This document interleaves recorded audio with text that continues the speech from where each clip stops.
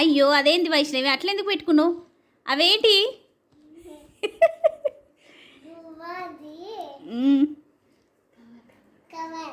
అవి ఎందుకు పెట్టుకున్నావు మరి? నొప్పి రాకుండా అవి పెట్టుకుంటారా?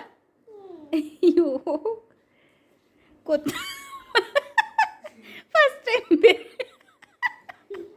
వెరైటీ ఆలోచన.